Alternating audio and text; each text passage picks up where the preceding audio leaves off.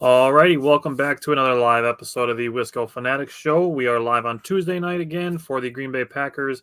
We have their win over the Houston Texans. This will go, as far as the season goes, down as a signature win to beat a team that was 5-1 coming in, and both teams leave the game 5-2. And today we are also going to preview the Packers' upcoming matchup with the Jaguars in Jacksonville. So we'll talk about both. Welcome to another live episode of the Wisco Fanatics Show, where we discuss the Packers, Bucks, Brewers, Badgers football, and basketball from an optimistic perspective. Wisco Fanatics is brought to you by Cardboard Legacy, Wisconsin's most complete sports card shop. Buy, sell, grade, and consign all at their location in Oshkosh. Alrighty, so Simon is not with us right away. He is going to be joining us when he is good and ready. I guess he's up in Alaska dealing with some rain/snowstorms like you do in Alaska. So Simon's going to join us when he is ready. But we're going to start still on defense like we normally do, but we're going to start this week with the pass rush. So I'll go to Jake. Yeah, I think it's fitting that we're starting to show a pass rush, since in my opinion, that was the position group that had the biggest impact on the game. I just want to give a shout out. I was hoping Simon was going to be here in the beginning, but shout out to Simon. He found a really great stat. Tyler found a really, really good stat.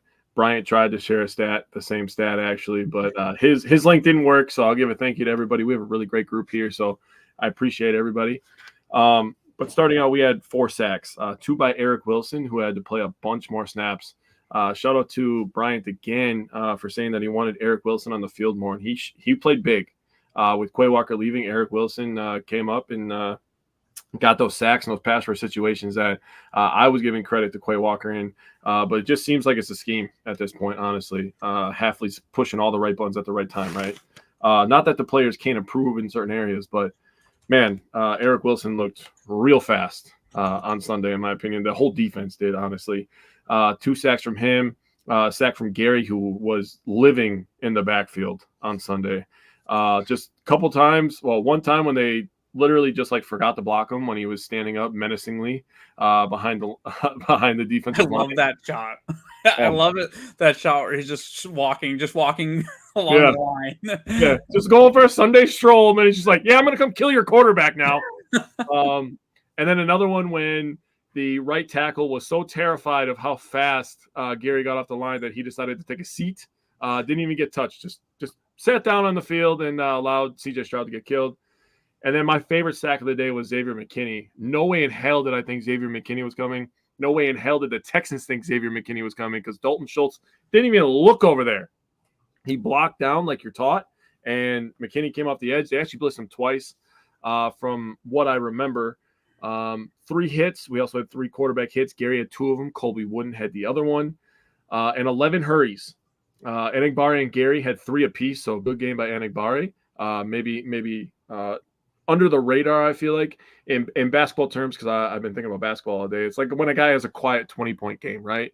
That's kind of how I feel about Enigbari having 3 hurries. People didn't really think about it too much. Clark had 2. Brooks, McKinney, and Wilson each had 1. So the stats I was presented, I'm going to read off real quick. Packers sent 5 or more pass rushers on only 17.2% of Stroud's dropbacks. The lowest blitz rate in the NFL is 17.1. Yet the Packers pressured Stroud on 51.7% of his dropbacks. The highest pressure rate in the NFL is 42.6. So, I mean, hats off to Hafley, man. Honestly, he was tremendous. Stroud pressured on 15 of 29 dropbacks and was 2 for 9 for 12 yards, and we sacked him 4 times in those situations. So, I mean, the old line for the Texans may just be really bad, or the Packers pass rush is hearing people's complaints, and they're showing up when they need to. I think it's a little bit of both.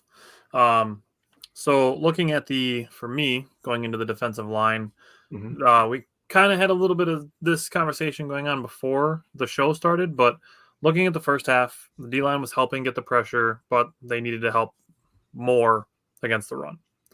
Second half, the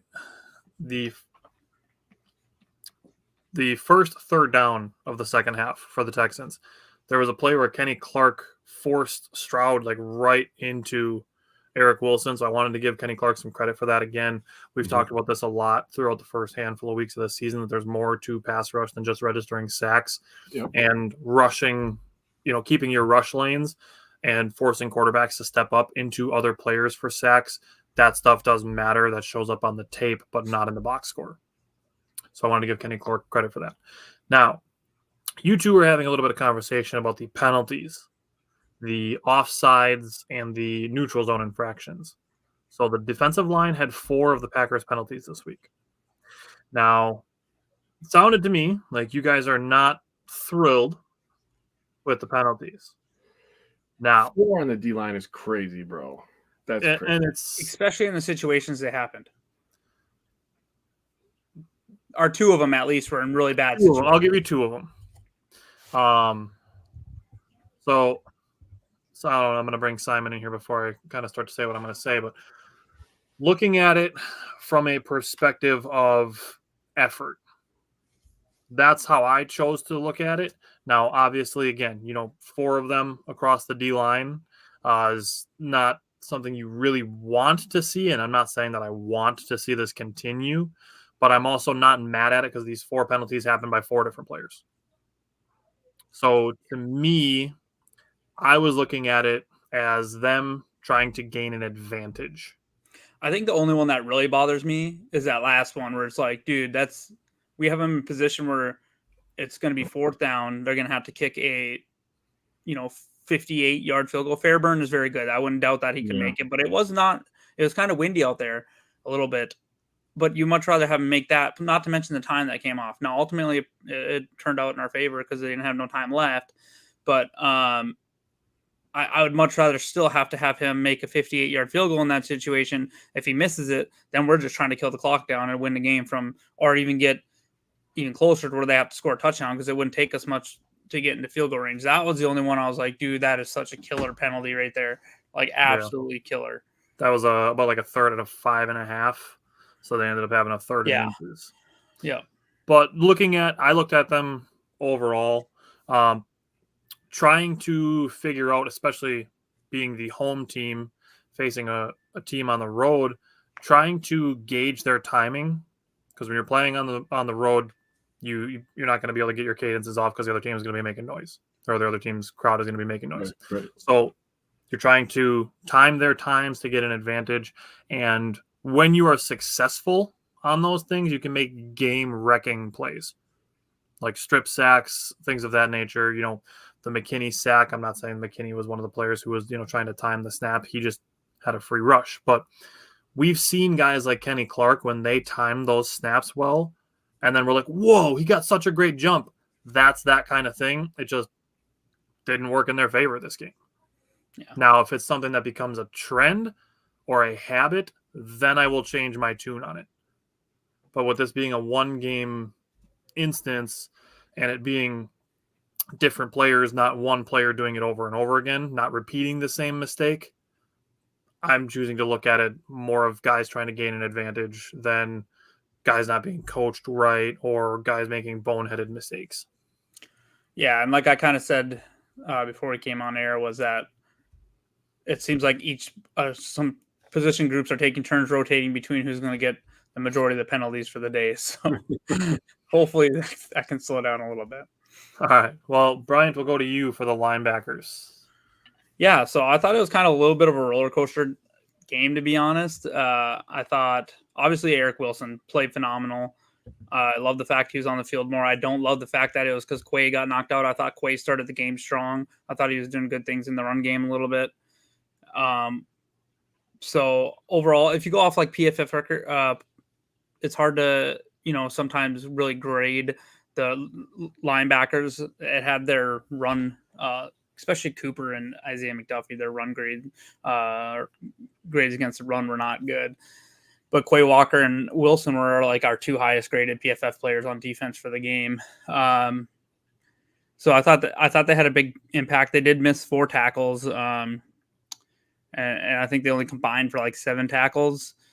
But obviously those Wilson having 3 huge plays, 2 of them being sacks, and that pass breakup, all of those happened on third down, every single one of them. So I don't know what it is about him. I don't know why he doesn't get more snaps unless there's an injury, but he just continues to make plays. He had that interception that was like him playing wide receiver earlier in the year. I get it that they want to use him for situational stuff, but he seems to just be around the ball and he seems to make the plays.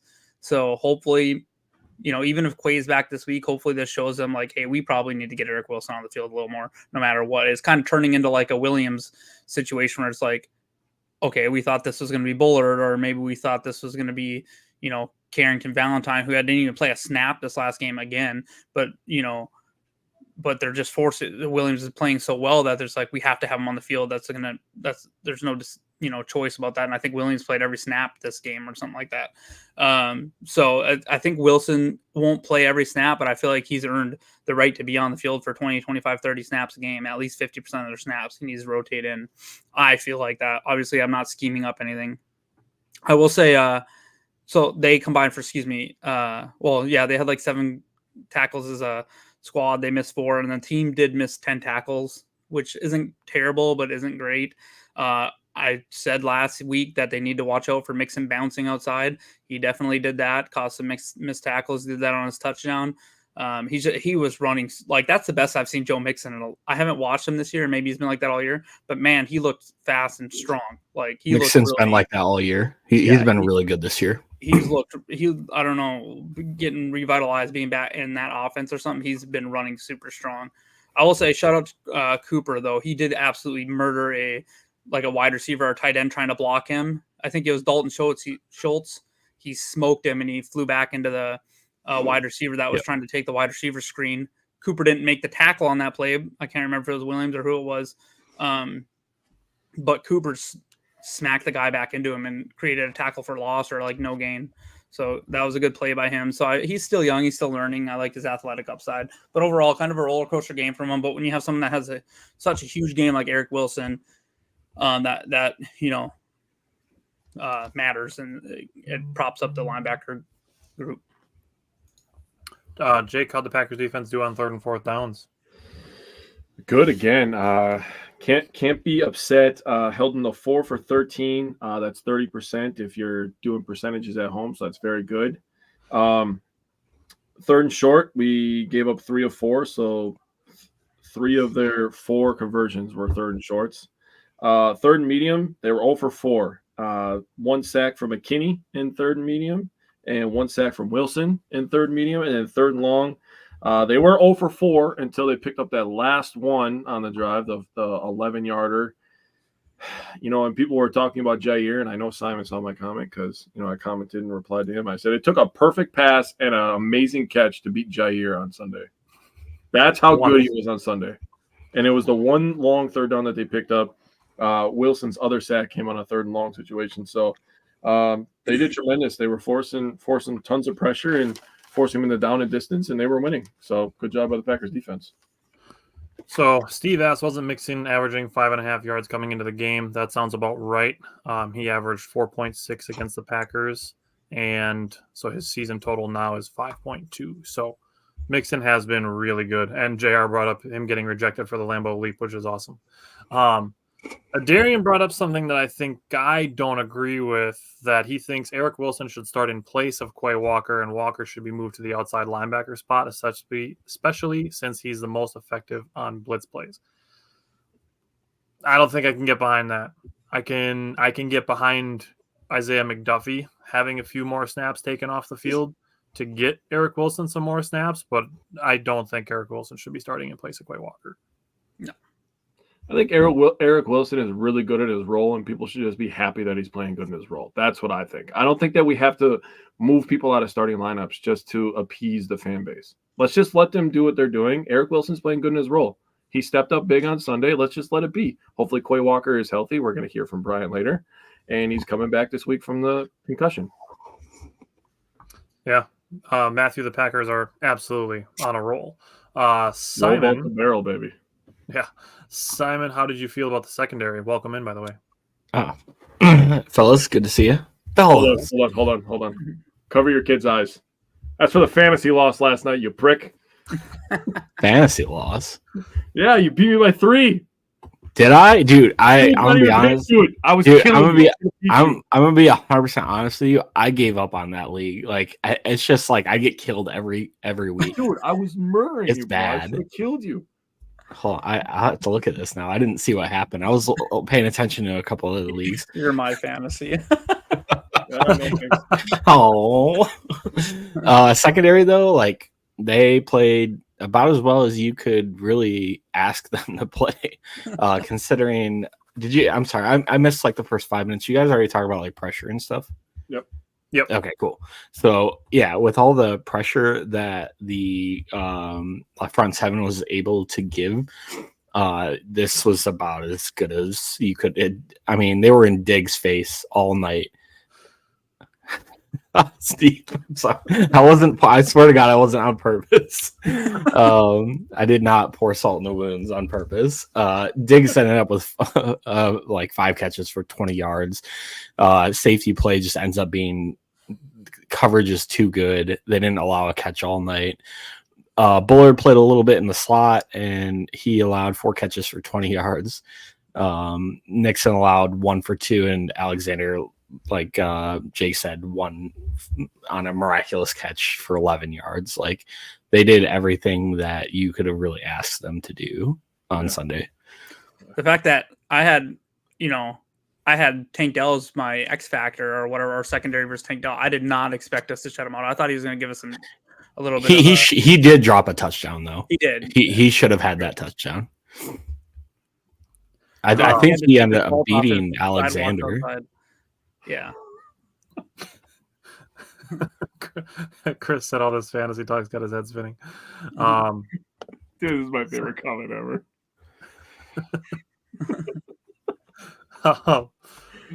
You got one letter wrong in that whole sentence you made there. Just move on, Tyler. Okay. All right. Darian said, I'm actually happy that You're Rashawn Gary finally showed up against the Texans, proved himself worthy of the extension we gave him. You got to watch our show a little more often, especially our play breakdowns. He's been fine. Of the 21 passes. No, 21 passes. I was right first time.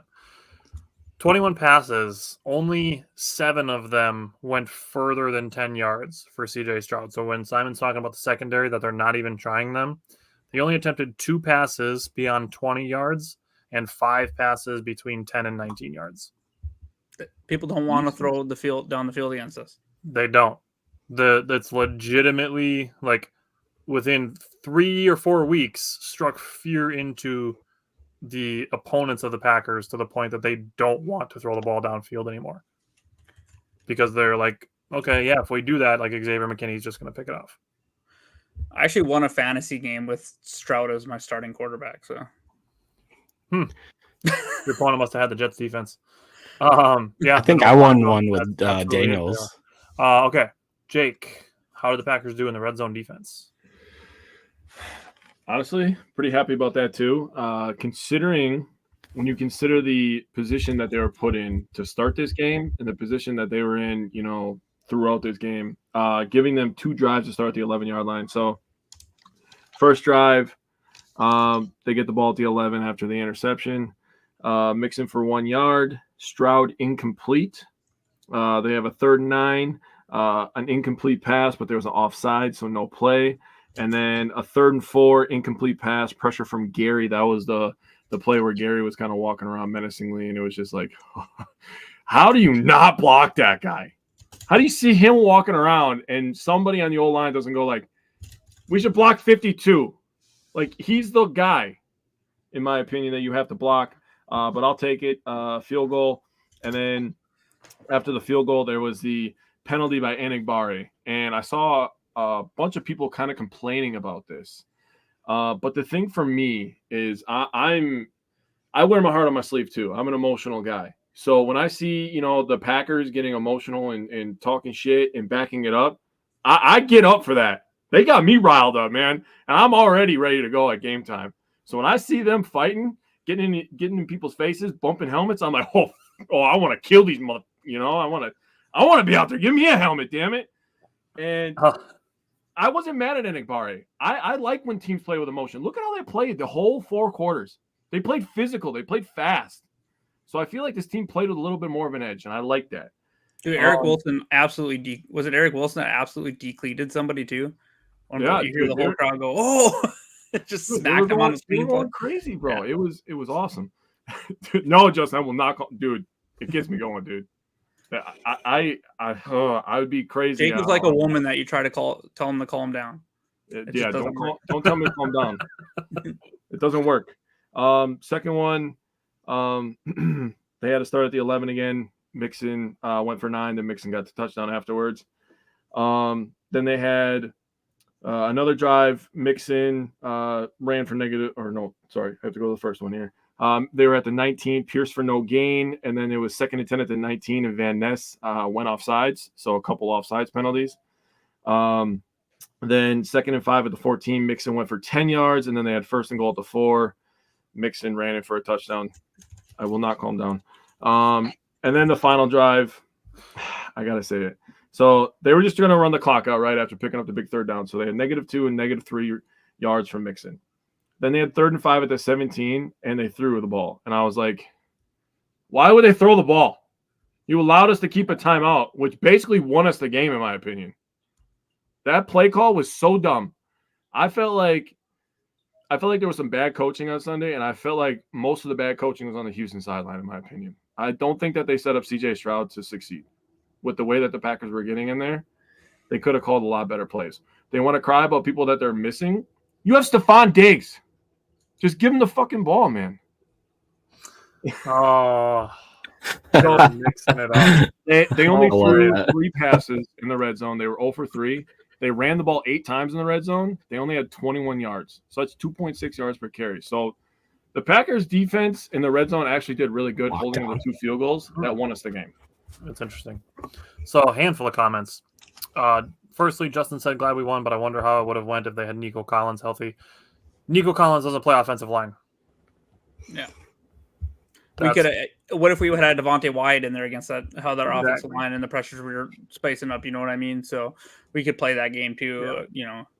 Or if Quay Walker doesn't get concussed 13 plays into the game. Steve said, I really hope the defense continues to be expanded as advertised. Love how they moved around Rashawn. And I think I said it last week. It might have been the week before, but that I said that Rashawn Gary, like Jeff Halfway, is going to start using him like in ways to get him open, get him one-on-ones. And we saw a little bit of that this week. Darian said, I'm also laughing about Stephon Diggs' actions from pregame catching up with him. He did a lot of chirping only to find himself ineffective with 23 yards off 5 receptions. And I got to find, it was Steve that said 23 yards fitting for Diggs, 23. Yeah, I think he had, 23 yards is hilarious. JR said the suplex that that defender did to Reed made me super mad. That could have been bad for Reed. Yeah, that's why you got that 15-yard penalty. Yeah, don't do that shit. I have a little bit of a tolerance for, the emotions of stuff. Like if you're getting frustrated, like I get it. But when you get to a point where you're potentially hurting somebody else in a competition, then that's too much. Okay. So going back to Simon, to his beginning point, Simon, how did you feel about the defensive scheme as a whole? Yeah, Jeff Halfley just continues to mix it up on defense, and we kind of already talked about it a little bit. I saw a snippet of Rashawn Gary's and where he rushed from, and he was all over the defensive line from outside the tackle to outside the tackle. And I think Tyler said it where he just kind of got up and moved towards the middle and rushed, and their offensive line had no clue. You just saw the left guard going over to help the left tackle and double team a guy. And next thing you know, Rashawn Gary is just in CJ Stroud's face. He lined up over the center once too. Yeah, he was all over the place. It was interesting. What else? Oh, sorry. And then, just Wilson getting 2 sacks, and then no one had any idea McKinney was coming on that play at all. So he was right on CJ Stroud's back in the blink of an eye. So they caused – what's that? That safety blitz, that was on 3rd and 6. Yeah, and it kicked him out of any shot at a field goal too. Brian's favorite play. Again, you don't see a lot of blitzing from Jeff Halfley, but they were pretty effective. Those 5 blitz plays resulted in 4 pressures, 3 incompletions, a sack, and only 1 11-yard completion to Tank Dell. Or I'm sorry, Xavier Hutchinson. Excuse me, misspoke there. But yeah, that's what I got. Yeah, I think. Go ahead. I just want to say, I think it's really. I don't know. It's almost like the defense is starting to take some inspiration from, like the Packers offense. There's so much emotion and stuff. Or you could say almost Vikings-esque with what Brian Flores does, where you're moving so much pieces around. You don't know who's blitzing. The one that Jake talked about earlier, and you just talked about with the Xavier McKinney sack, it's crazy to watch. It's almost like they all rotate to help cover what he had given up, and that's for Preston drops. And it's like, I was watching someone do the breakdown. I wish I could remember who, but they're basically saying that like 5 players ended up guarding someone else you wouldn't have expected them to play or to guard pre-snap, and they're not really showing their hand. So, the fact that we move so much on offense and now we're starting to do it on defense, I really like the fact we're creating so much confusion because, you can see where it just baffles some quarterbacks and they really struggle to pick it up. Yeah. Darian said the same thing as you were saying it, that he thinks Jeff Halfley took a page from Brian Flores' book on confusing CJ Stroud with the schemes he drew up. Absolutely. Oh, that's true. The Vikings absolutely shut him down earlier in the year. I don't know. Yeah. Actually, I think we probably had a better game against Stroud than they did, but I guarantee Halfley watched that game. Oh, I'm sure. Chris said, tricky, show a 0 blitz and drop into things like cover 2. People get real confused. And that's all you got to do is just mix it up. And honestly, if I'm on the Packers defense and we're mixing things up and we're doing it, like sometimes we're going to blitz 4 guys from this side and sometimes we're all going to drop back into coverage and they're going to rush 2 or, they're just creating pressure. Like if I'm on the Packers defense, this is fun. It's fun doing different things and mixing it up. Obviously, everybody needs to be on the same page, but that's part of playing a team sport.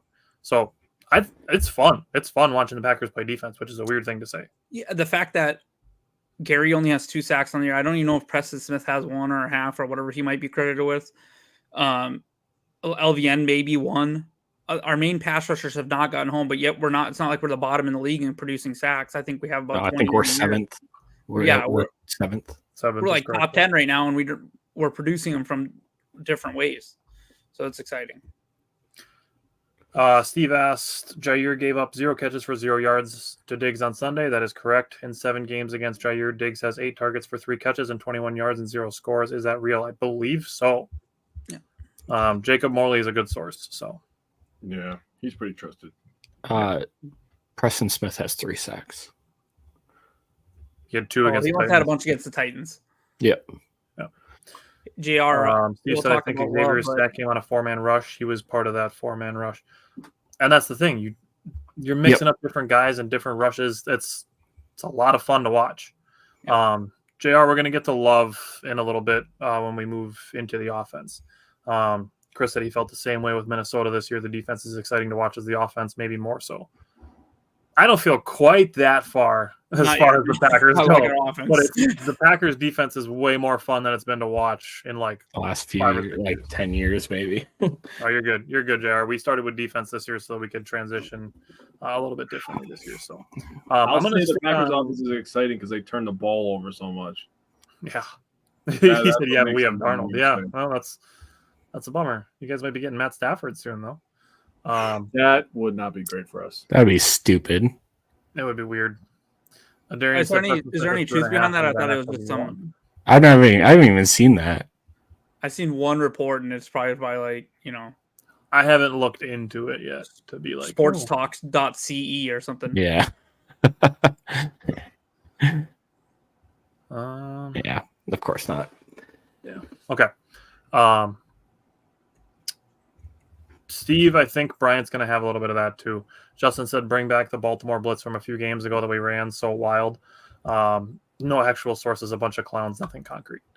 So I'm going to stick on coaching before I go to Brian for special teams, just because I have things to say about Halfley. Honestly, my coaching section is a little bit more about Halfley than it is about LaFleur, honestly. So Halfley cooked this whole game. the great pressure calls, especially on third downs. Jake already talked about the third down percentage. Houston came in at 41.5% conversions on third down. Packers held them to 31%. Houston came in at 75% in the red zone, 87.5% in the red zone on the road. Sheesh. Packers held them to 50%. Like that. So there's that. Now, Justin said Football Fever Forever Facebook page was saying that. It's a good source. Yeah. JR asked if anybody saw Jair injure himself and was off the field for a few plays. Does anybody know what was wrong? I did not see that. Yeah, I didn't see anything about that. Okay. Other things on coaching before I go to Brian for special teams. I don't have any problems with Matt LaFleur this game. I know I saw a couple people kind of criticizing. It's like the time of possession was almost even despite 3 turnovers. The penalties, yeah, there were 8 of them, but only one of them was on offense, which was the Dobbs block in the back, which was a questionable call to begin with. 5 of them on the defense, and I talked about the neutral zone infractions and the offsides. I believe those to be more like effort penalties than mistake type penalties. And then there were 2 on special teams. So I'm not super like concerned or worried. I just obviously like to see those cut down in the future. But it's not something where it's like this needs to fix or this person should be cut. It's just clean it up a little bit. Yeah.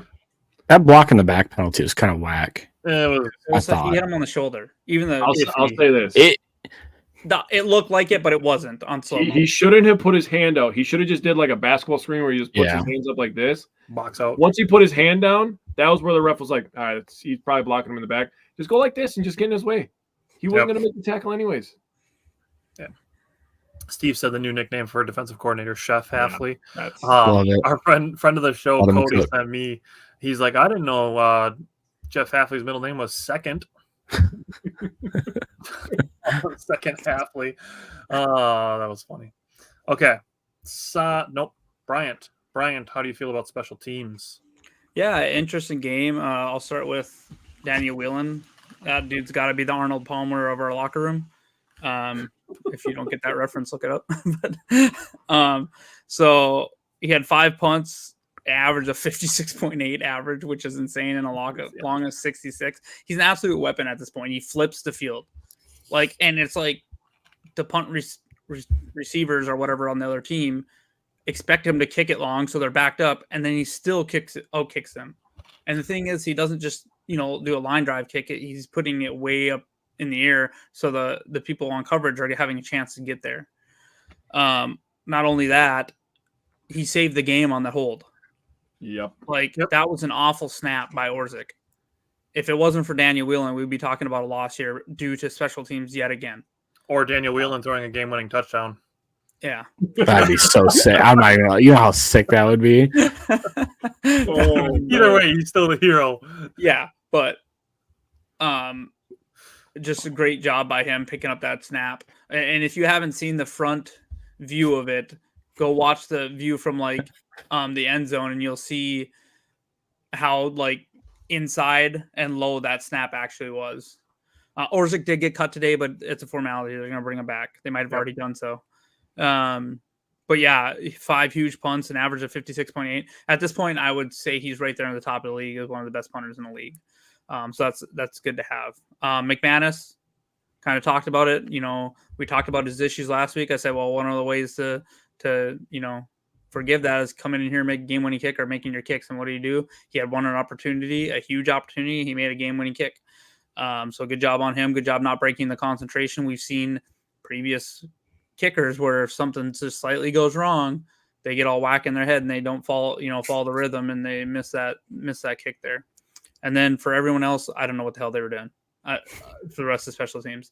Nixon, for one, I want to say the broadcast was crap. To sit there and point the camera at Valentine for 2 minutes of coverage like it was his fault what happened on that play is crazy to me. That ball bounced at the 20-yard line. The fact that Nixon last week I said, well, when we were talking about Jaden Reed and Nixon, possibly taking turns returning, I said that my concern with Nixon is that he won't ever fair catch it because he'll just want to return it. When I said that, I meant he's going to get, just absolutely smacked. I didn't think that he would just back away from a ball and let it hit his own player and cause a huge, it resulted in a touchdown for Houston. So he's got to get up there and he's got to catch that ball. Same with Jaden Reed. The one Jaden Reed caught into the end zone. If it's going to bounce on the inside of the 5, you got to just let it go. If it kicks back and stays at the 2 or 3, good job by the punter. You got to, he makes money too, right? But majority of the time, that is going to kick into the end zone. The overwhelming odds that it bounces. Exactly. So those are bad. And then you had a penalty on the first play of the game, a kickoff return that was decent out to like the 35, 40-yard line by Nixon, got called back, put us behind the sticks there. They've got to figure the special teams out. It's like a mistake or 2 a game. If they were just mediocre, if we didn't even realize that they existed, it would be better than what we have now. You know what I mean? Just do your job, man. Like if you need to tell them just fair catch everything, you don't need to return anything, then do it at this point, because it's creating more issues than it's in good plays it's resulting in. You want to hear something sick? Yeah, go ahead. PFF has us as the worst graded special teams in the league right now. I want to hear something more sick. I think since 2013, we've only been graded higher than 24th once. And that was 14th once. Every other time we've been like 24th, 25th are worse in the league. I believe it. Fun. All right. Well, I have a question. Maybe this was the only thing I was thinking with the Nixon return and why he just kind of waved it off. Was he on the side of the field where you just couldn't see shit? I'd have to go back and watch. Because maybe he lost it in the light and just like decided to back off rather than like. I know he did a real lazy point at where the ball was going to land, and then he backed away. Okay, but my point is, like, it seemed like he was calling it late. That's the problem. He did call it late too. No, he did. It's just I think, like I said, I'd have to go back and look, but maybe he like kind of lost it for a second and was like, "Nah, f that. Like, I'm not gonna muff this thing," and tried to wave it off. That's the only thing I could think I think that's the same side where the Texans guy had the one where he was kind of backing up on it. It still went like a yard over his head. That's what I was thinking, but I don't know if that's fair true. To bring up. That's fair. Yeah. I mean, LaFleur didn't say he lost it in the sun or anything. He just says he's got to catch it there. So yeah, I agree. I was saying that too. Chris said if you're not talking about special teams, it's usually because they're doing their job. Yep. Yeah. Kind of same with offensive linemen and sometimes cornerbacks, but the specialists are a little bit different. So we just got to get it figured out before the playoffs, because I cannot watch us lose another game because of freaking special teams in the playoffs. Yeah. Don't even put that in the universe, dude. Okay. Justin said, despite all the outside stuff, McManus will be a great asset to us on the field. I sent a link to you guys from the Packers last week that they were actually looking at McManus the week before the week before the Cardinals game. They were already looking at McManus that week. So they actually took an extra week to make sure they had all of the information that they could possibly get about McManus before actually signing him. So I think it's worth mentioning that the Packers did their research on it, that they took an extra week even from when they started bringing him in and started considering signing him. So I just wanted to give that not disclaimer, but piece of information.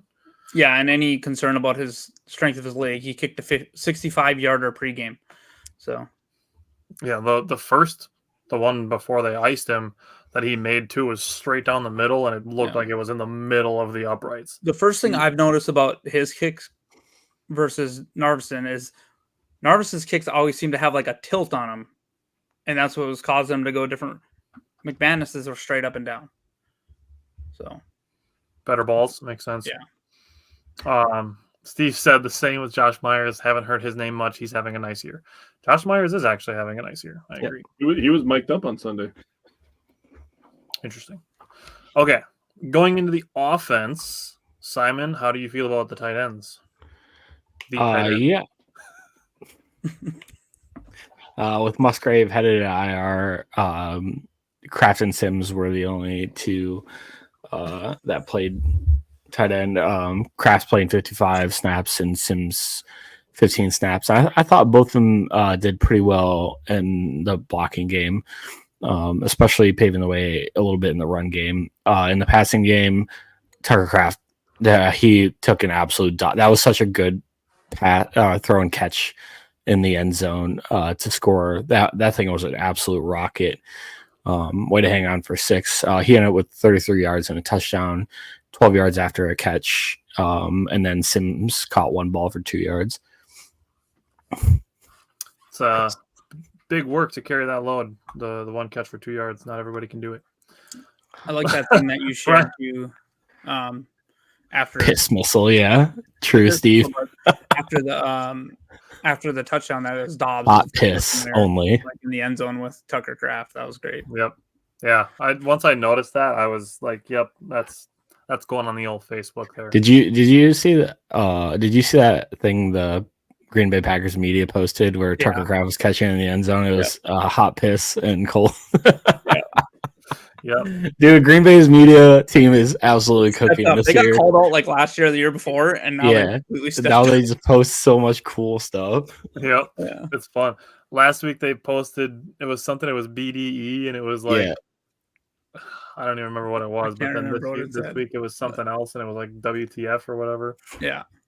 It's fun. They had them playing the little boxing game this week. The little where you push the button. Yeah. Yeah, they had him playing that this week. That was fun. Jair just gave up and just pulled Bo Melton's head up and walked away. All right, Bryant, how do you feel about the wide receivers? Yeah, I think Romeo Dobbs and our Wicks had a really big game, and it was kind of a quiet game by Watson and Jaden Reed. So for Wicks, he was 3 for 48, had that big touchdown. I want to say this was a really big game for me for Wicks.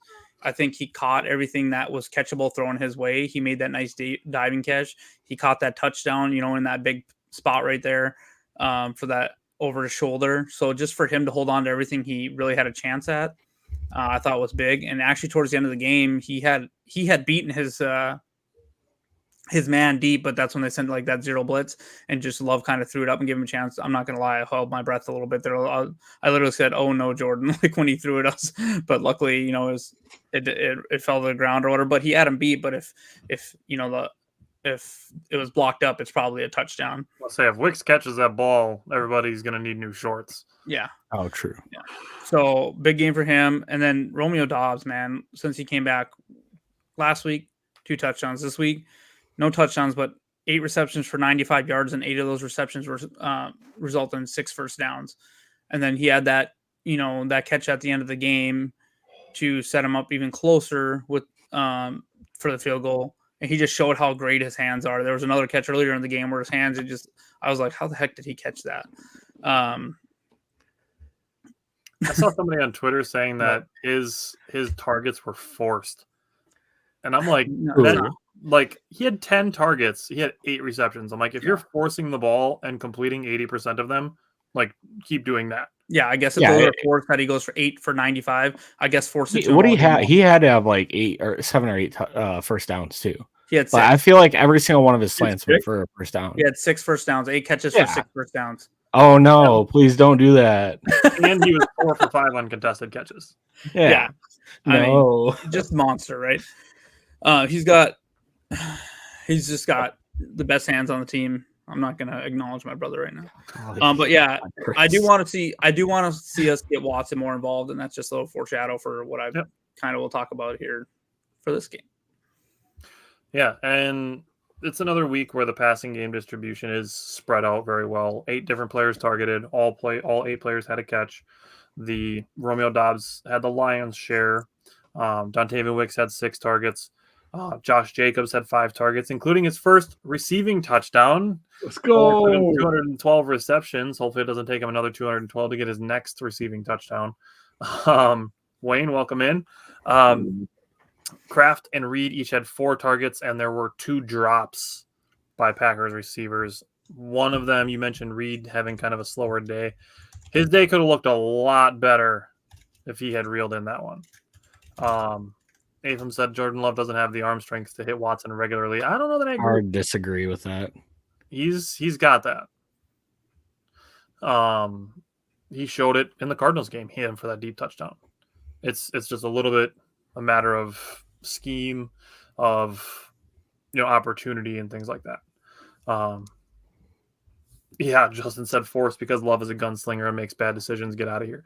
And that's what he said. He's like, oh yeah, keep drinking the Kool-Aid on the checkdowns. And I'm like, the average depth of target for Jordan Love to Romeo Dobbs. He's like top 5 in the league of ADOT. Yeah, it was over 12 yards in this game. Dude, Yeah. Dude, you don't just get 6 catches for first downs and have bad depth of target, dude. That's stupid. Well, I gotta look. This up, I said, I'm like, is there anything else you want to be wrong about? And he didn't reply. So yeah, Jesus. Steve, welcome. Glad to see you came and watched the show after the Packers won. Don't be Jordan Love is 4th in the league in ADOT. Yeah, but he only What are threw we checkdowns talking to about Romeo Dobbs this game. And it What was are we 4. talking about here? Couldn't be that he was open. Couldn't be. Dude, Dobbs' catch at the end of the game was one of the most impressive catches I think I've ever seen. Yeah, That was Strong, insane. trustworthy hands. Steve said that was a good win. No hating. It's always good to beat good teams. I'm sure the Bears will do it eventually. Yeah. I'm just kidding. Maybe.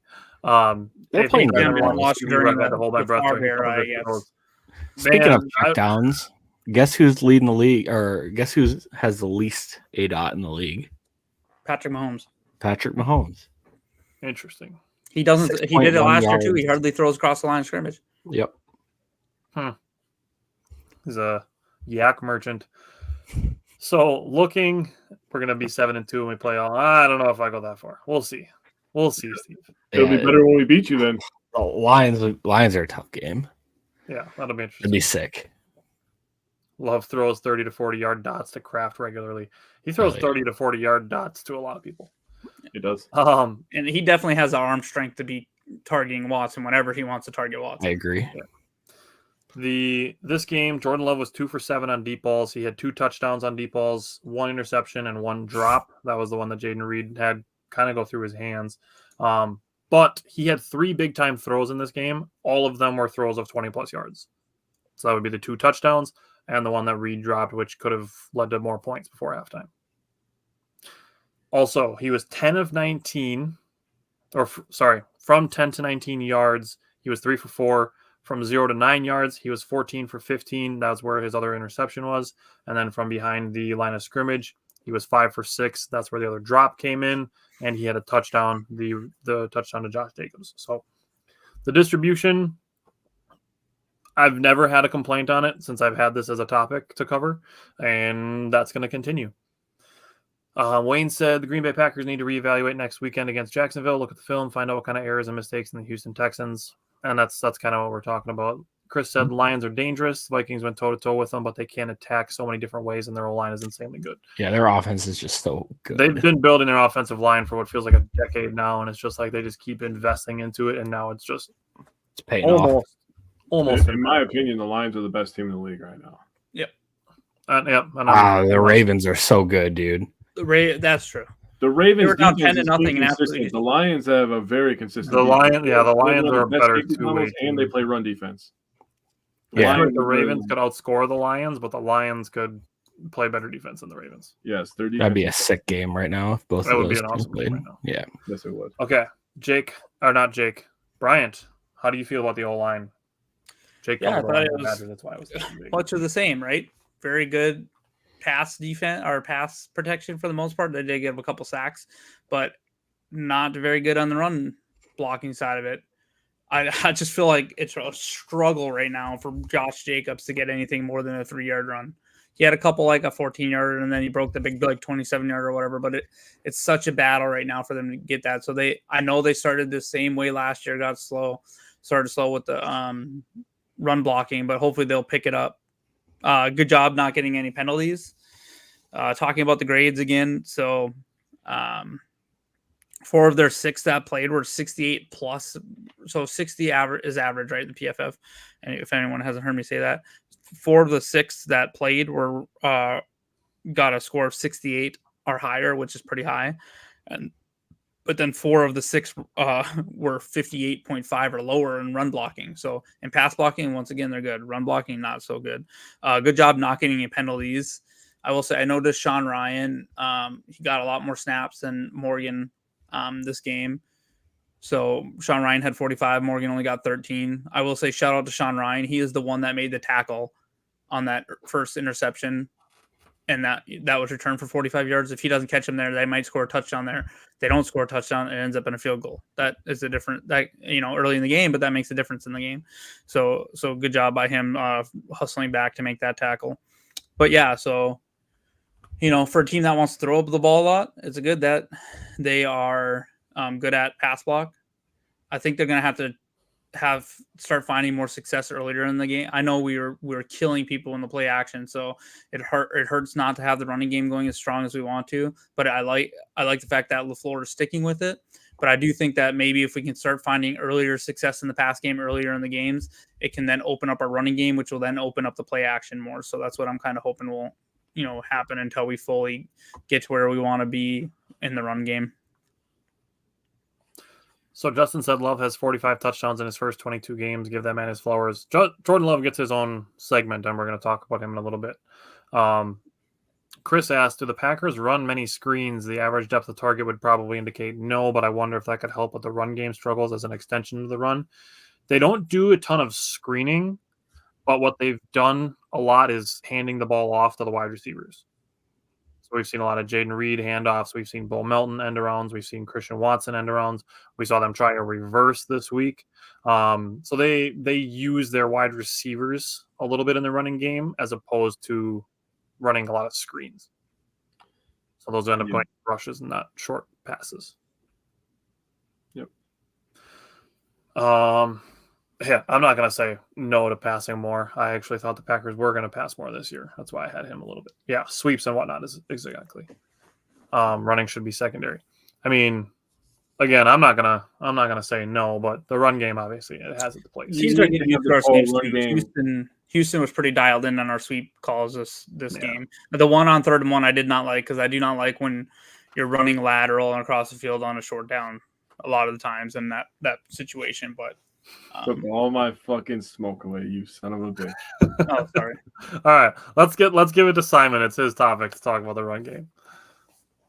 Bryant kind of alluded to it, but this game it started off really slow for the run game, and then you kind of see the same thing for what I feel like is almost a theme this year. Is Josh Jacobs comes out in the 3rd quarter and has a couple huge runs, and 59 of his 76 rushing yards came after contact this week, and he forced 5 missed tackles.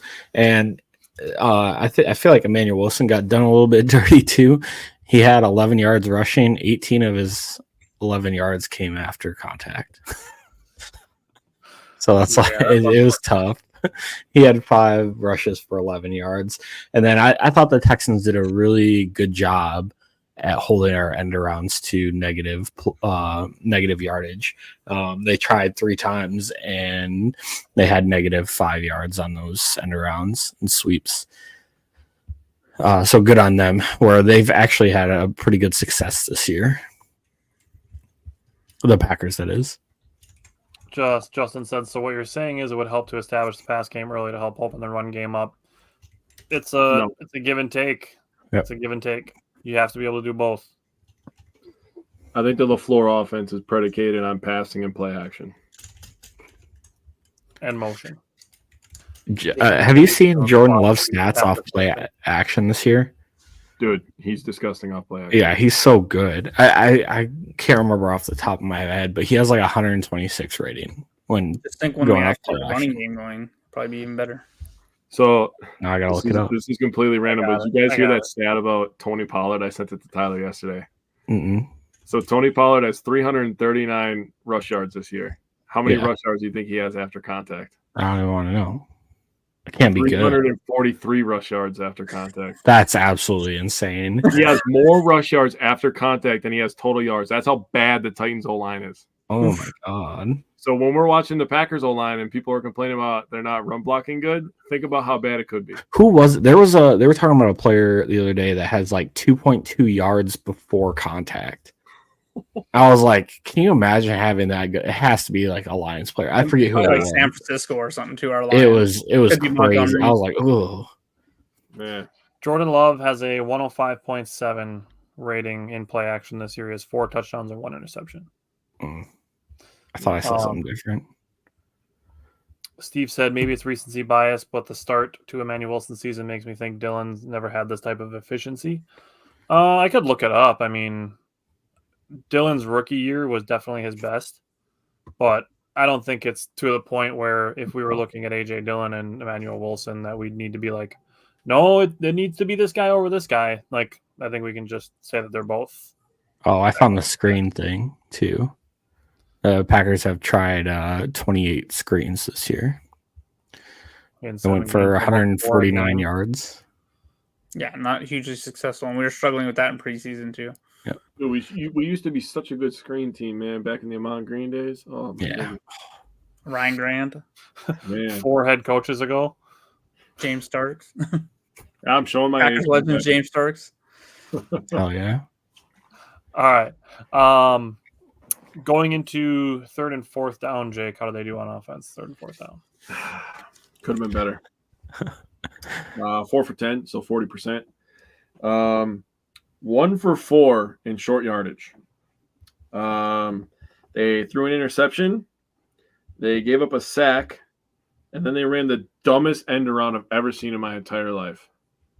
You have a 5'9", 220-pound running back who's built like a fucking bowling ball, and you hand it to your freaking 180-pound wide receiver. What the hell are we doing? I don't question a lot of stuff that LaFleur does, but that was fucking stupid. That was stupid.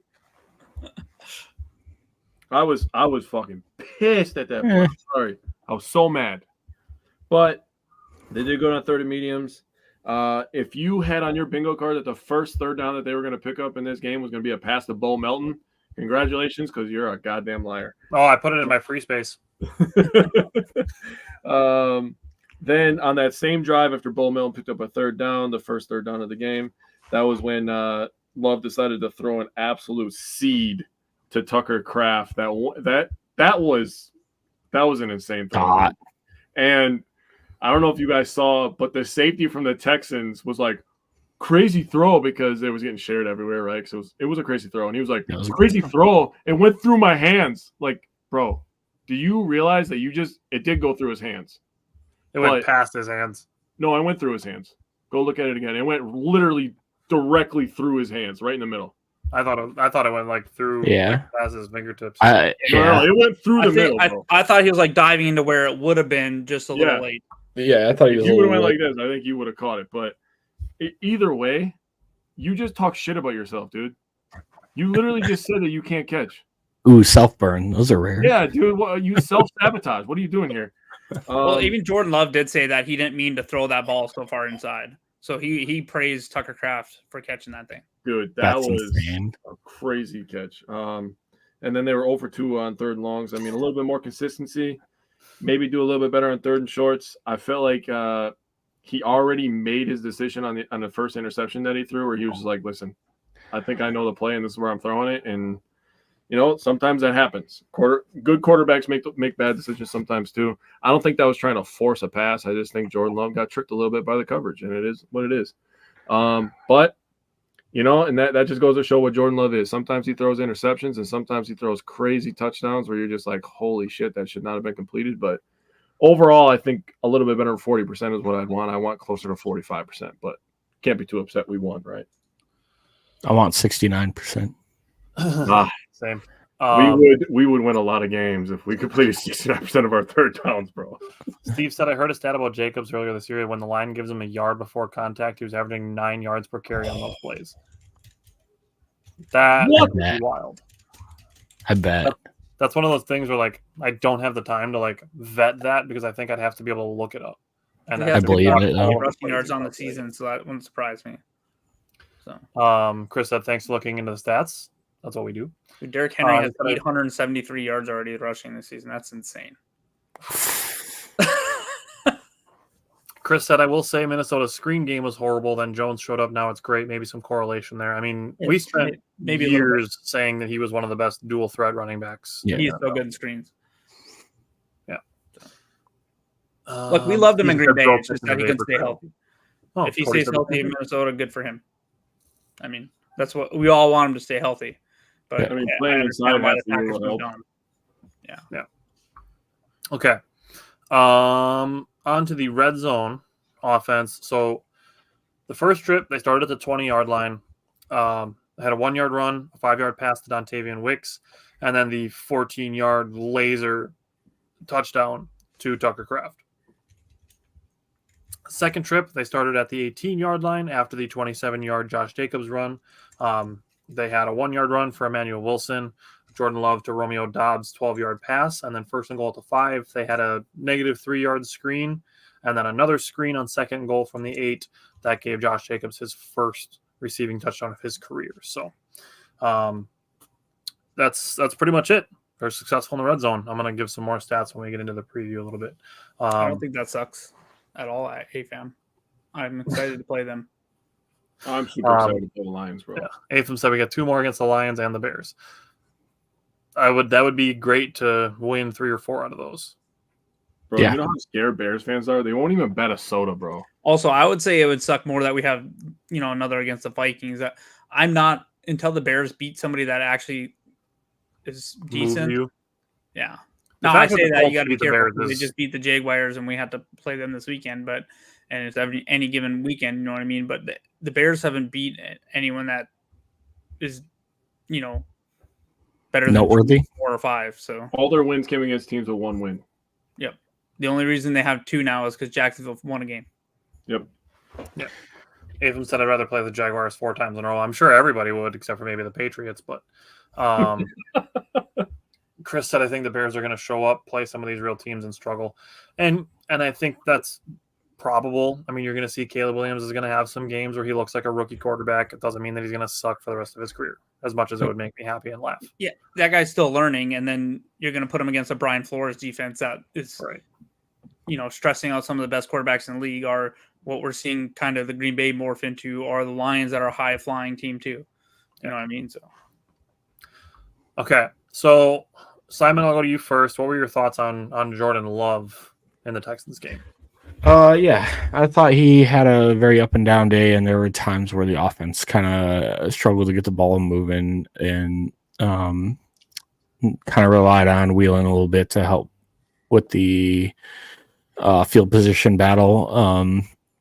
I was more surprised by his second interception than his first. I thought he just straight up overthrew Watson. Like, it was a good decision to make. Watson was open. He just overthrew him. Other than that, I thought he played a really good game.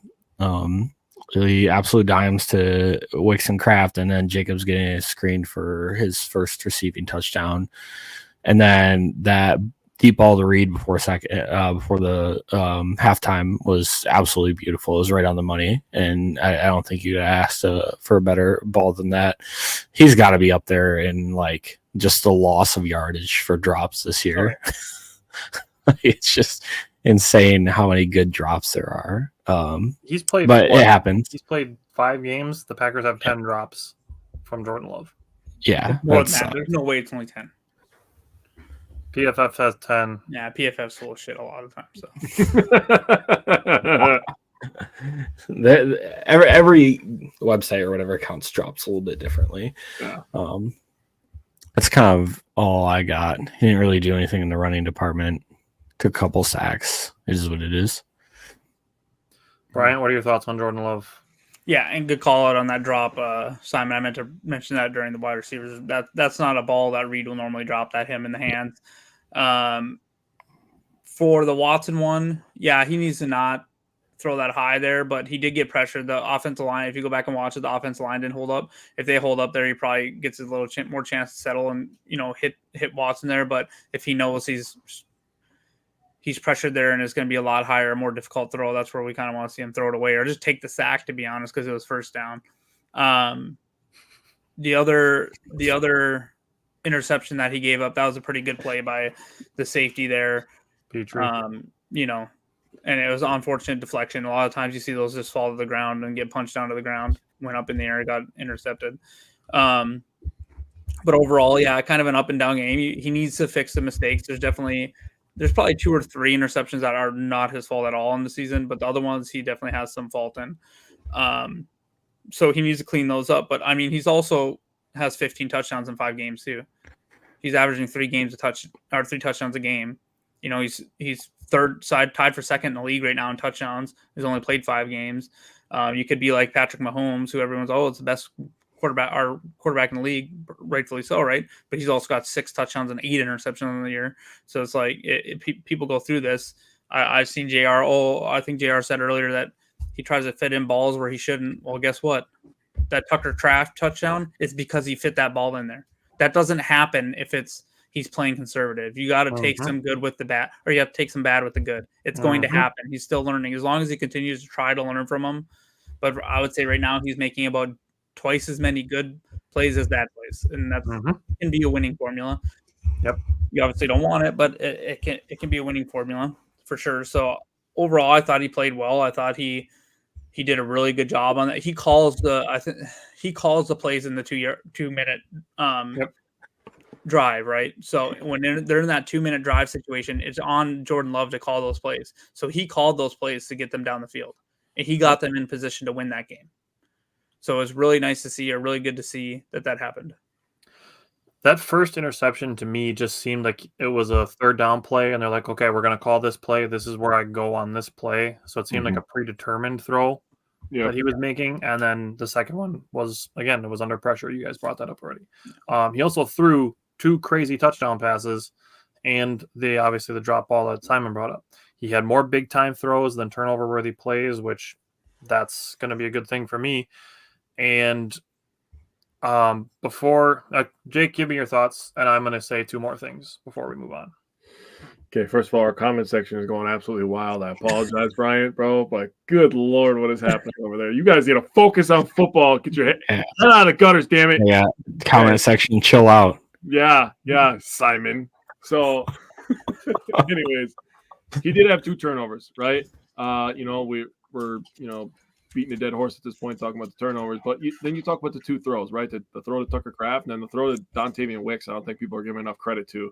What an absolute dot to hit him in stride down the left sideline with pretty good man coverage to a guy who's been struggling with drops. And drops was a topic of conversation a couple weeks ago, especially with Dontavian Wicks' name.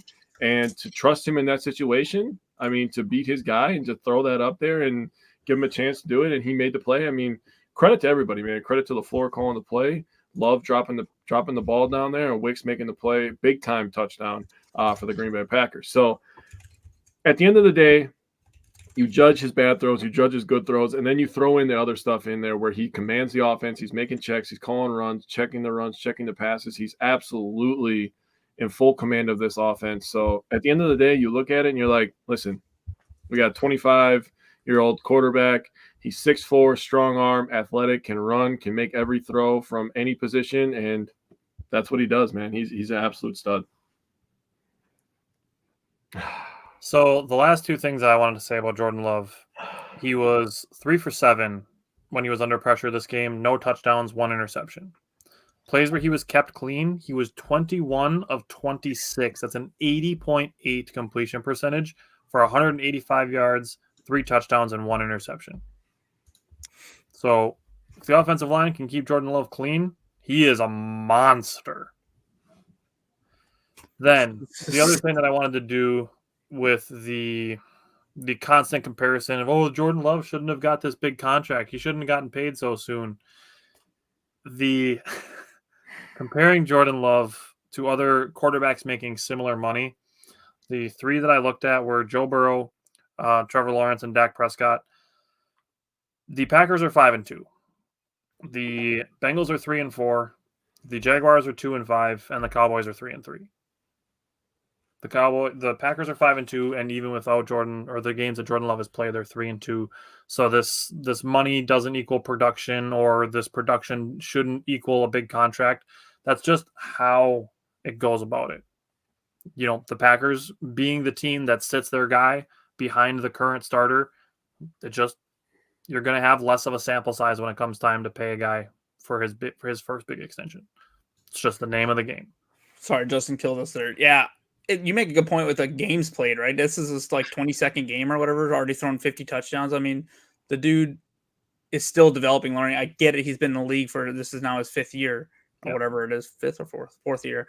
No, 5th. It's his 5th year. Yep. Yeah, he's still learning. He's still young. So the fact that he's making and throwing for as many touchdowns as he is, yes, he's making mistakes, but that's pretty encouraging. I mean, you look at last year. He started the first half of the year throwing a lot of interceptions. Second half of the year, dude, he was absolutely setting the league on fire. You doing good, Simon? No, I'm good. I'm good. I had to mute myself. I was rolling. That was too funny. Chicago couldn't get worse, right? And then you put Caleb Williams and Angel Reese into that city, and it just got worse. I didn't know it could get worse, but it did. Yeah. Okay. You guys ready to move on to Jacksonville? Yes. Yes. Yeah. Okay. Simon, once you catch your breath, you can tell me. I'm good. I'm good now. I muted myself and got it out of my system. I'm good. Justin's too funny. Hold on, was this? People forget how Favre and Rodgers still needed a few years. Yeah, true. I mean, Jordan Love's still young as far as playing goes. What is that? His 45th or 46th game or something? 22nd. Well, yeah. 20. Yeah, I'm sorry. 20. Yeah, I meant 22nd or 23rd game. So still, God damn it. Okay, I gotta stop looking at comments. All right. You said the offense, right? Defense. Oh, we're starting defense. Sorry. I think that it depends. Like if we see ETN or they just ride Tank Bigsby again for another week because he looked good, and their run back blocking in for their offense is really good too. And then obviously rookie sensation Brian Thomas those are the only two players I'm really worried about on that offense. Everyone else, Evan Ingram is still a decent player, but not someone I'm shading coverage to or anything like that. And then so really it's just like stopping the run, and then Xavier McKinney can take care of Jair, and Xavier McKinney can take care of Brian Thomas Jr. I'm avoiding the comments. I'm trying not to look. They're getting back. Chris said I always find it crazy how many people want to pick apart their team and quarterbacks when they were 5-2 like Green Bay or 5-1 like Minnesota. It's crazy how many people went ballistic after Minnesota barely lost to the Lions. Again, the complaints are from the surface surfers who give up after one loss. And unfortunately, there are much more casual fans than there are ones who actually know what they're talking about, or at least have an interest in learning more about what they're talking about. True. And that's even though, like, I know that the four of us know what we're talking about, but we are still in that second camp where we're still trying to learn more, even though we already know things because we've attempted to learn more. So, Bryant, what are you looking for from the Packers defense against Jacksonville? Yeah, Simon kind of hit the nail on the head. I think it's crazy when you look at this offense, you're like, how is this team 2-5? Brian Thomas Jr. is a very good wide receiver, rookie wide receiver. Christian Kirk has the ability to go off. He's a decent wide receiver. Just last year or the year prior, whatever it was, over 1,000 yards. They have Big Game Davis now. That guy's had some big games in his career. And then you have Tank Bigsby right now, who's running like a maniac, a really strong runner. And then you also have Travis Etienne. We'll see if he's healthy or not this week, but he's also like a big threat. But so on the defense side, we're gonna have to look out for that, right? Tank Bigsby is averaging 6.2 yards a carry, and that's on like 70 carries so far this year. So it's not like a small sample size. If ETN plays, he can carry the ball too, but he's really good at catching it out of the backfield.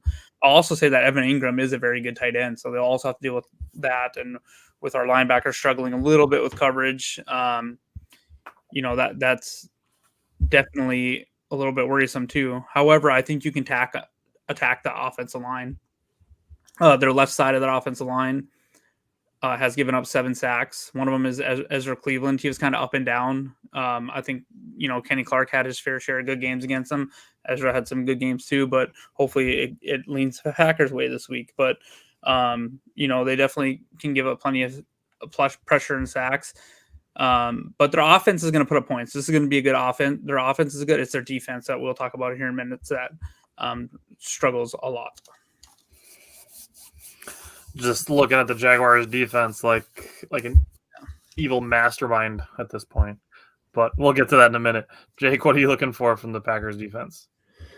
Yeah, so I went with my topic. So third down, the Packers defense, they're only allowing 35% of first downs on third downs. So that's pretty good. That's 15th in the NFL. A lot of these things are separated by decimal points, right? So they're very close to being in the top 10. The Jaguars offense is only getting first downs on third down 34% of the time, which is 24th in the NFL. So, yeah, that's not good.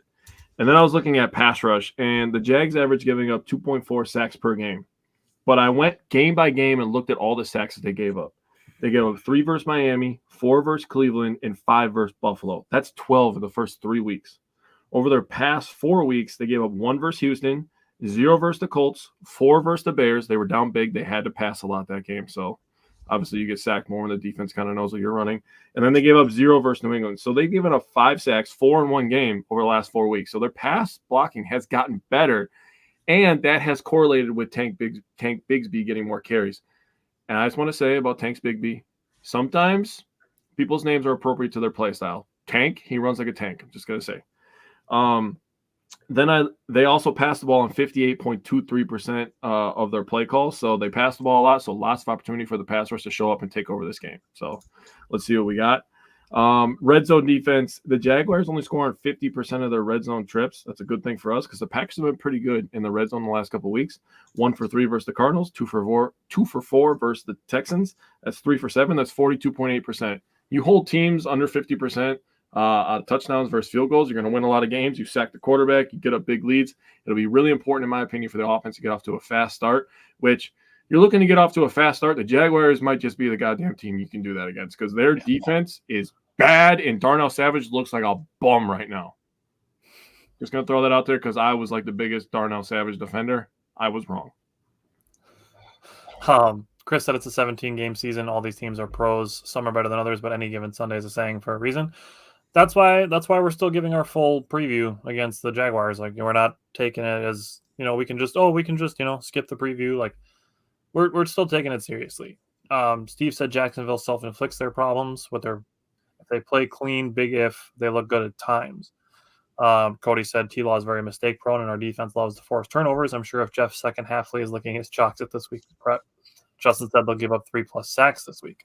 So for me, looking at the Packers defense, looking at the D-line, Trevor Lawrence has thrown 3 interceptions this season. All 3 of them came while he was kept clean.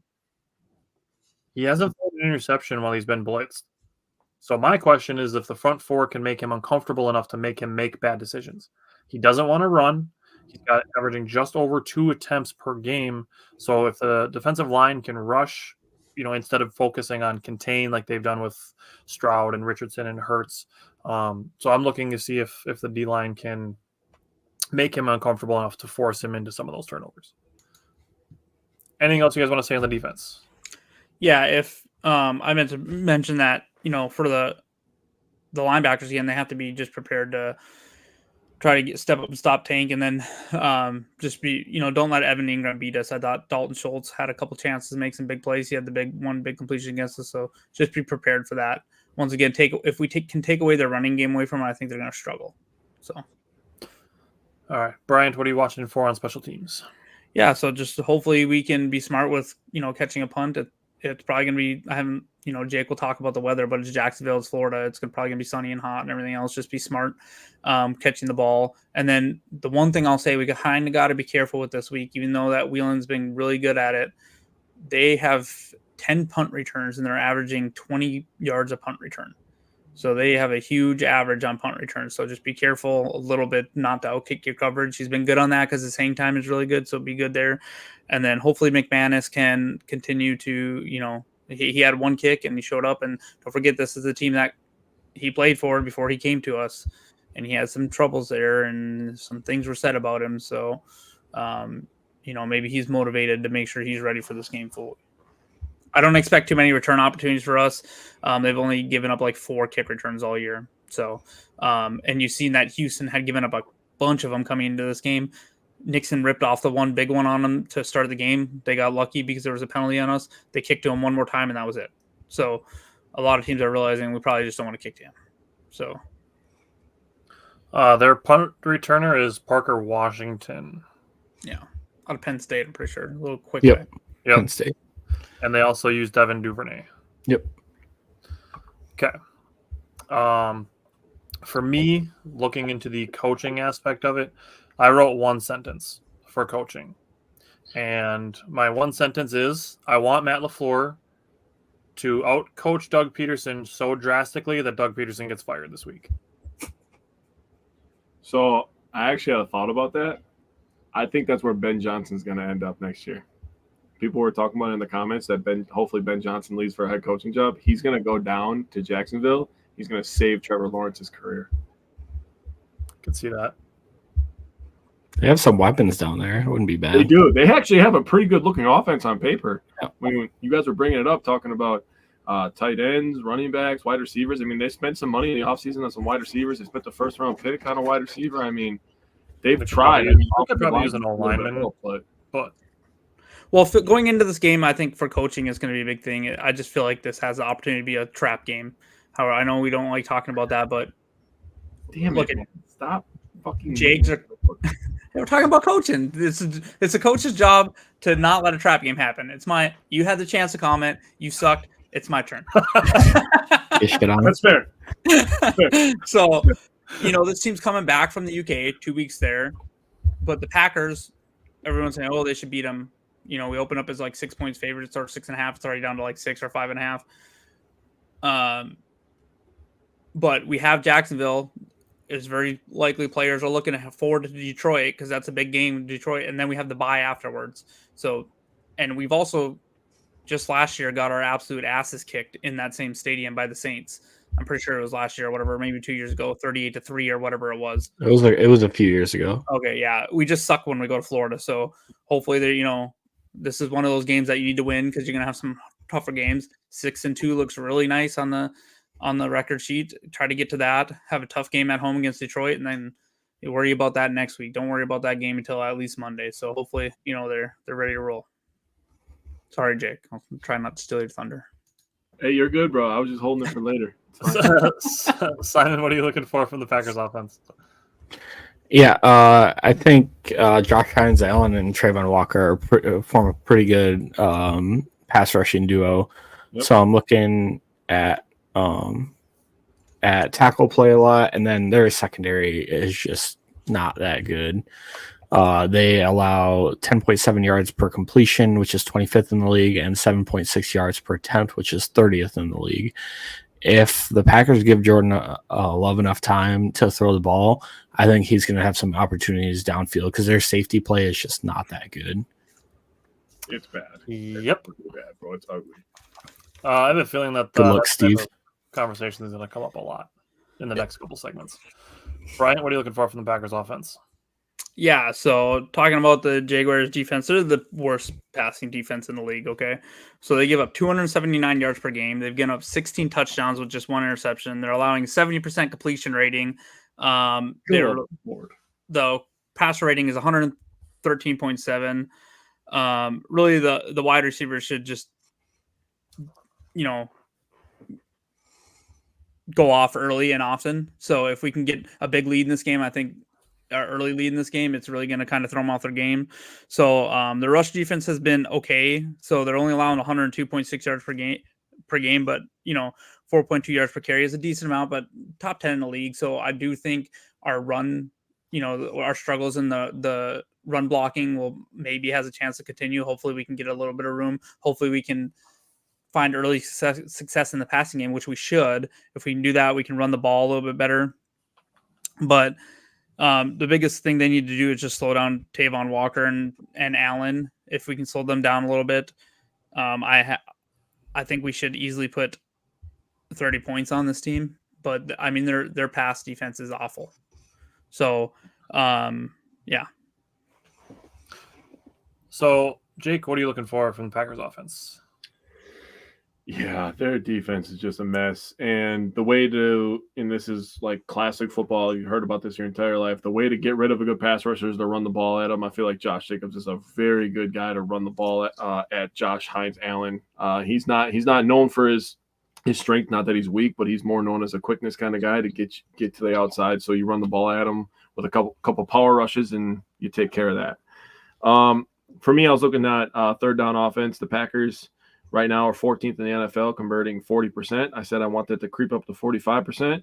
And I said that the Jaguars defense would be a good team to do that against because they are giving up 45% of third down conversions. That is 27th in the NFL. So let's just not get the third down. Let's just pass the ball and get down there in first and second down. Then I won't have to talk as much next week.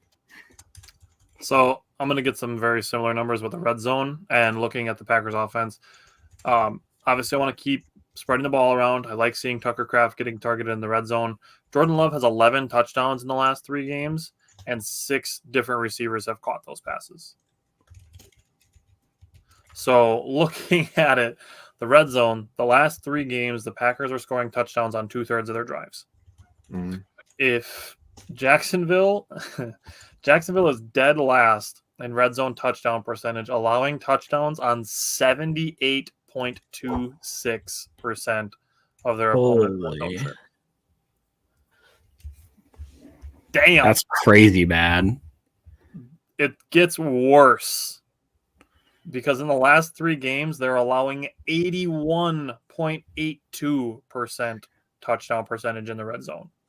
Dang. So for me, I'm looking if the Packers get 4 chances, they should convert at least 3, if not all 4. If they get 5 chances, definitely 4, if not all 5. See, they're allowing 70% on fourth down attempts against them too. Yikes. Yeah, they're really bad on fourth down too. Their run defense is okay, by the way, Cody. They allow like 3.8 yards per carry. Yes. But if you could pass the damn ball against the team, why would you try to run it? That's true. That's one of the reasons why I think they're still top 10 in the league is because people probably aren't running the ball as much on them because they're just gashing them. And their offense is good enough to where they're about middle of the pack with attempts against. Actually, I remember looking at that now because I thought about that. I was like, well, how many times are people running against them? They're about middle of the pack, but I do think their offense is good enough to put up points in games. So teams that are throwing against them are just continuing to throw against them. Yeah, if it ain't broke, don't fix it. Yep. Okay. Brian, what are the injury designations to watch for? Yeah, so a couple big ones. Obviously, Quay. I know people want to see him back. I know Matt LaFleur said he seemed to be doing good. But whenever you see someone kind of go into that coffin-like type of, his hands are up like this, that's scary stuff. To me, to a certain degree, with what we've seen with Tua, it's not Quay's first concussion. I kind of hope they sit him down and be like, look, we want you back this week. We're glad you're feeling good, but I think we're going to give you an extra week. We don't want the dude's brain to go to mush. You know what I mean? Not only for our football team, but for the future health of himself and his family. So I wouldn't hate if they just kind of told him like, "Hey, we appreciate your effort and want to be on the field, but I think we're gonna take a caution into our own hands and maybe have you sit out." I know that last week, Devon, at the end of after the game, LaFleur said he's optimistic that that Wyatt will get going again this week. Now, if trend is anything, they'll probably want him to practice a week, get back into full football shape before he really plays. If he does play, I think he'd be very limited. No other big injuries that I've seen. I do think Jair did go for a snap or 2. I don't know if it's injury related or not. I just know he didn't play all the snaps, but there was no concern with that after the game. And I didn't see any other injuries. Now for the Jaguars, 2 ones that I'm kind of watching on that we know early on are Cam Robinson, their left tackle, went out with a head injury last game, and then Travis Etienne obviously didn't play. So obviously we don't have the full picture yet because there's a bunch of injuries that probably haven't been reported on both sides, but we'll kind of have to keep an eye on it tomorrow. Just like with Houston last week, coming into this show, I didn't know they were so banged up. I knew they were a little bit banged up, but they had a lot of players missing last week. Jair played all 63 snaps.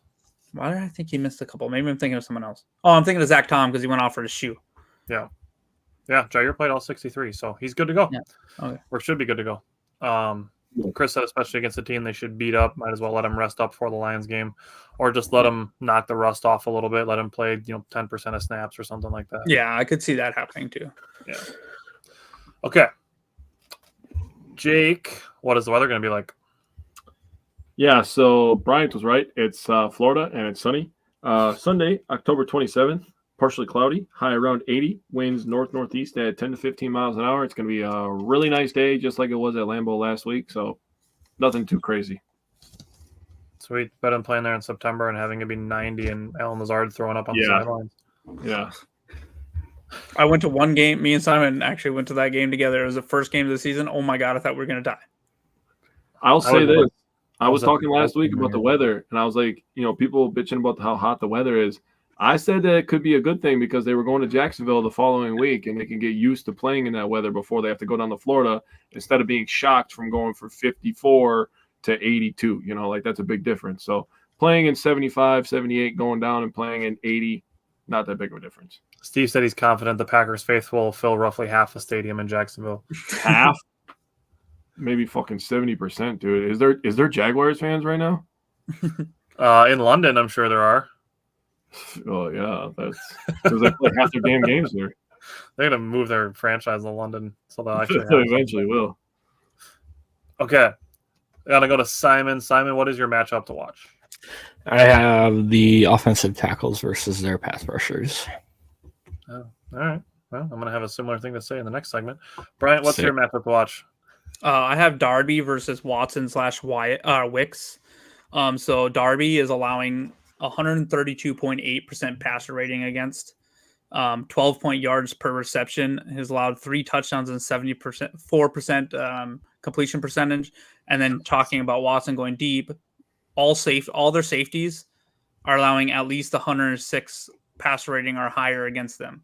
So I feel like this is a game where we're going to be able to throw the ball down the field, and that to me screams hopefully Watson, who I'd love to have a big game, Watson and Wicks. So Darby versus whoever we line up against him. He's cooked. Chris said the stadium is 31st worst ranked regarding fan comfort. Was looking into it because I'm going to the November 10th. I don't know. I didn't have a problem with their stadium. There was like nothing inherently wrong with it. I don't know. I think it's the comfort where we were having to put ice in our head, Simon, to not die. Well, it was also 110 degrees. So that's probably what. And we were drinking. Like that was just that. Yeah, that was a game where our Rodgers made that sick touchdown pass at the end of the half, dude. So yeah, that makes sense, Chris. Whatever. I liked it. I thought it was fun. We parked underneath a sketchy bridge too, so hopefully look into better parking. Oh yeah. That parking was a little sketch, dude. Pretty sure I found a couple needles in the back seat or something. When in Florida. Someone left their grill back there too. I don't know. Yeah. Like the grill you cook on or the grill you put over your teeth? Over your teeth. What? It was Nelly. I was making a joke. That was Paul Wall selling grills. Right. All right, Jake. It's Florida, man. Yeah, Jake, what's your matchup? So I have coaches versus game plan. With how good our division is, every division game and every division loss will kind of feel like 2 losses, right? So this has to feel a little bit of a trap game. This is where I was going to say it, because you have a big time division game coming up at home versus the Lions, and Lions look like the team to beat in the NFC/NFL right now. The Packers are playing a little bit sloppy with the football, so at times they kind of beat themselves with penalties or turnovers. So do the coaches hold some stuff back for the game plan and, trying to trick the Lions next week with some big-time plays, or do they just go crazy and just let it loose and say, listen, this is our plays, and we think we're better than you, Detroit, so this is what we got, and we're still going to beat you? I just think it's going to be interesting to see what they roll out there. So for me, I went with Xavier McKinney versus Trevor Lawrence. I think there's an opportunity here where they could make up for some of the 0 interception games. Trevor Lawrence only has 3 interceptions, and I mentioned that they all came without pressure. So the Packers have obviously generated a lot of pressure. Trevor Lawrence has 7 turnover-worthy plays. So a lot of the turnover-worthy plays that he hasn't been converted into turnovers. So I think there's an opportunity for that. So, Simon, who is your X factor? I have Jair Alexander versus Brian Thomas. He's been a game changer for them this year. Jake, judging by the look on your face, I'm guessing you have a similar one. I do kind of, but it's called X Factor, so I went with X. The Packers lost the turnover battle last week, and I think that they're going to try to reverse that this week, and Xavier McKinney is the guy that kind of gets us going. So, Brian, who's your X Factor? Yeah, that time Tyler and Jake stole a little bit of my thunder. My X Factor was Xavier McKinney because this Jaguars team will throw the ball down the field. They will throw it deep. Trevor Lawrence has one of the deeper target ranges, so They're going to try to throw the ball deep, and that's where I think Xavier McKinney can have an impact. So Simon's matchup was on the Packers offensive line. My X factor is the Packers offensive line. So Jacksonville is 17th in sacks, 15.5. If the offensive line keeps Love clean like they should, Love can just dissect the Packers defense. These guys have broken down the secondary, the red zone, the third downs. Jordan Love this season, when he's kept clean, is 89 for 128. That's a 69.5 completion percentage. Nice. He has 12 touchdowns and 4 interceptions when he's kept clean this year. Nice. He also has 7 drops on plays where he's kept clean. So Jordan Love's numbers could be even better than the already very solid numbers that he has when he's kept clean. It's a good one, Steve. Yeah. And Steve said Evan Williams in run support and matching with Evan Ingram. He'll be an X factor. That's a good one. Yeah, that's definitely a good point, because how does a team like this beat us in warm weather too? If they do what Houston did and just continue to run the ball down our throat and we're not stopping it, they're gonna, you know what I mean? That's a recipe for disaster for us. So. Alrighty. Simon, what is your score prediction from the head? I think this is going to be a super close game. I have us winning 27-24. Bryant from the head? 27-21. Jake? 27-13. Just from the head. Do we all have them scoring 27 points? Let's go. I have 27-16. Nice. All right. Simon from the heart? 33-17. Bryant? 37-24. Maybe with a garbage time touchdown in there against us. Jake? 3 touchdowns. I have 31-10. I have 36-13. Nice. Dang. Justin said from the head 31-17, from the heart 38-17. All right, I'm with that. And then going into some Simon Says. So, Bryant, I know I like to let you go first, so I'll let you pick if you want to do offense or defense first. I will do offense first, and I put 2 pass catchers go over 100 yards each. Yeah, I could see that. Nice. Chris said I think Green Bay will have at least 4 touchdowns. I'm on board.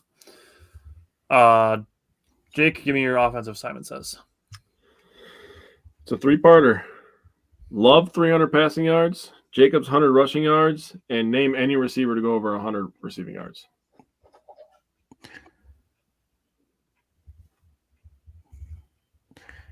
The only thing that gets me is the Jacobs rushing yards. It's supposed to be bold. I just didn't do an easy one. Yeah, that's the only part that gets me. Yeah, I could see. I could see it. Let's go. Steve said the Packers are 5-2 all time versus Jacksonville. Never scored more than 28. Oh, wow. Time to set a new team high. Actually, in 6 of the matchups in Jacksonville, it's been a 1-score game. Interesting. I put Jordan Love's first 0 interception game plus 3 touchdowns. Yes. I like it. All right, Brian, do you got one for defense? I do. I put Xavier McKinney and Ja Money both get a pick. Interesting. Maybe I should have just said 2 picks, but I feel like they're each going to have. He's going to be targeting Brian Thomas Jr. and I feel like they're each going to have a chance. Yeah. Why not? I'm down for at least 1 pick, so I'm just gonna say the other one's gonna happen because it makes me feel better. Justin said Love had 4 touchdowns to 3 different wide receivers. Jacobs with a touchdown for offense. Jeez, we were just talking about all of that basically. Yeah. Yep. It'd be crazy if all that happened. Justin said for defense, the defense has 3+ sacks and 2 interceptions. Hell yeah.